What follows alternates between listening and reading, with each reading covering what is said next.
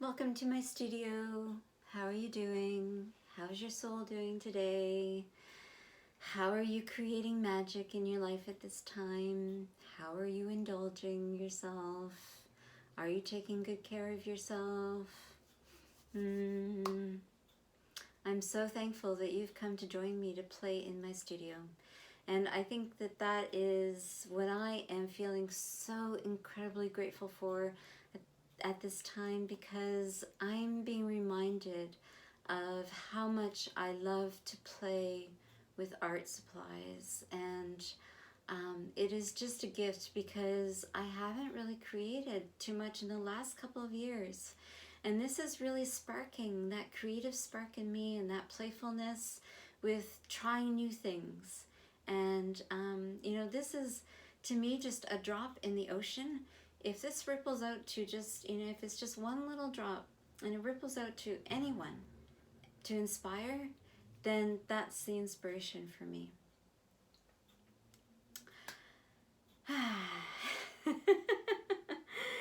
So I wanted to show you what I created with my mark making in the last video that I did. So I had made a cola pen, and I was using some blue ink, and I wrote the word love.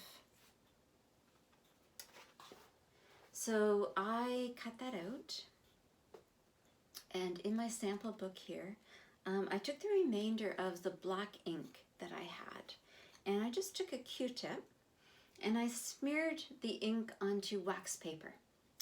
And so on my page here, I just I took a plastic card, you know, just one of these, like kind of like a credit card sort of thing, and I just smeared some gel medium onto my page, and then I took that wax paper with the black ink on it, and I just smushed it into the gel medium. And yeah, I used my fingers and I used my card and just kind of applied the wax paper into the gel medium. And then I ripped back a little bit of it because I just wanted the printing of the wax paper. But this here, that is actually wax paper that's right onto the gel medium. So then I took that love,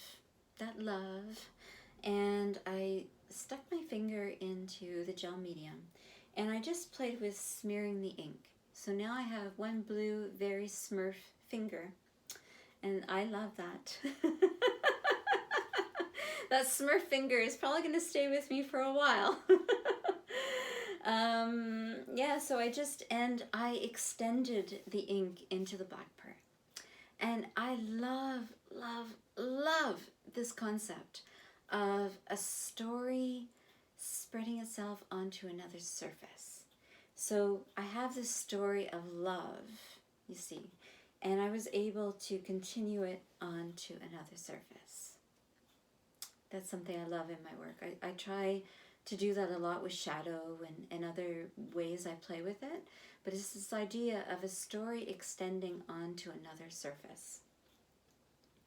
And then I took red thread, because of course red thread means connection to me, and I just took a very large darning needle, and I did these kind of wonky X's, because of course, you know, you need kisses to go with your love. And then I just took a gold marker and created a circle, because of course you can't kiss without a hug. So yeah, that's my sample page.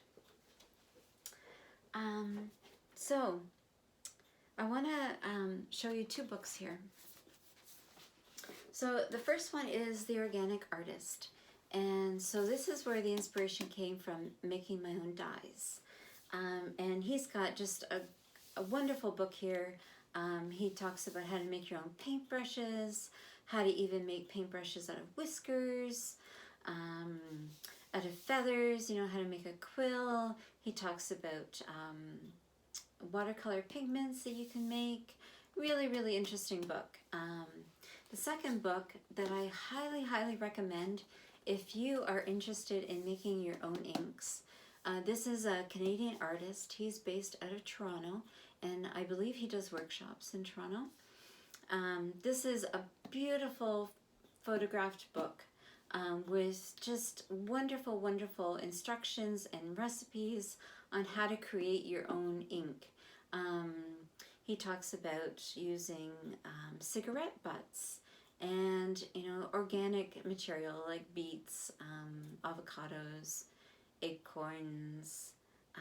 Yeah, just an amazing book. If you're interested in this, if I spark some interest in you, and you want more information, I would highly, highly recommend this book. Okay, so I want to show you what I've made here. So I've started this video a couple of times, and for whatever reason it has just stopped midway, so it wasn't meant to be, but hopefully this is a time where it's meant to be.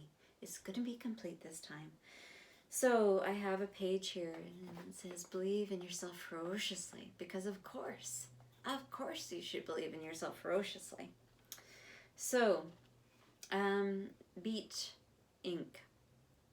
So what I did was I grated a beet and I put it into a little bit of water and I boiled it and boiled it and boiled it. Now, as a preservative, I added a little bit of cleaning vinegar, a little bit of salt, and then as a thickener, I used a little bit of unflavored gelatin.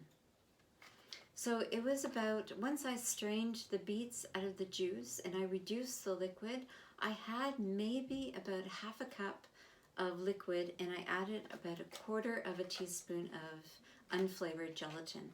And that was just to alter the viscosity, so it would be a little bit thicker.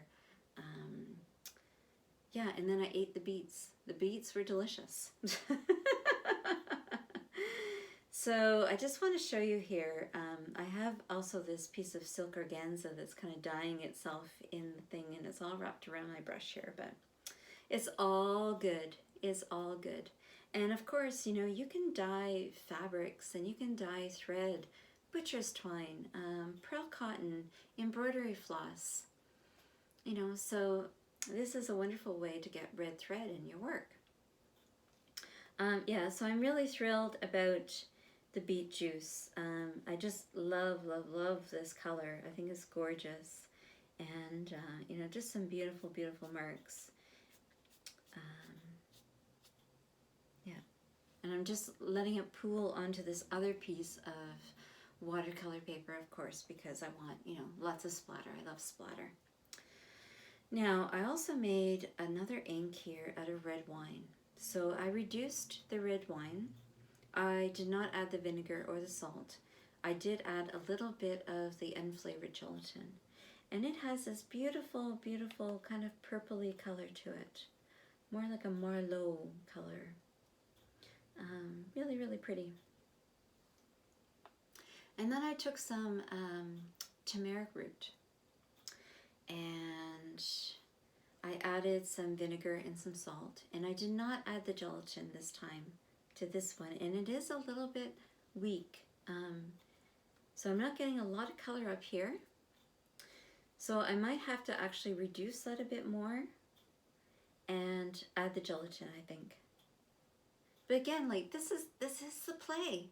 This is the exciting bit, is this play of, you know, what's the ratio and what can I do and what can I add, and I love in the organic artist because he actually recommends spitting in ink as the thickener. So maybe that's something to try. Now, I was in the pharmacy and I happened to notice iodine. So I thought, oh, I wonder if that could be a possible dye. You know, can you make mark making with that? And yeah, it's not, I'm gonna add a little bit of turmeric here just to get, you know, it's a very dark color. Maybe you could dilute it with rubbing alcohol. Maybe you could dilute it with vinegar. Not sure, but you know, if you don't have black ink in your stash, maybe that's a possibility.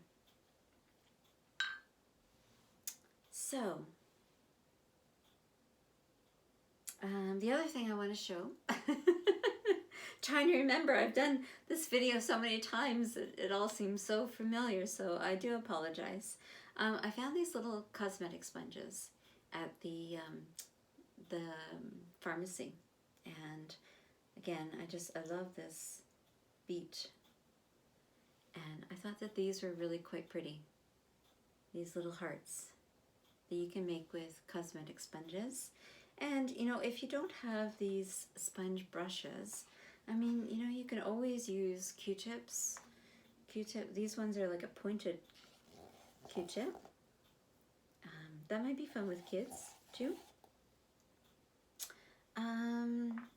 Yeah, so there is no limit to your imagination. There is no limit to the magic that you can create.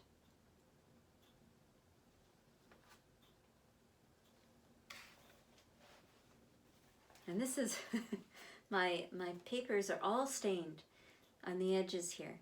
So that's going to make for some interesting artwork.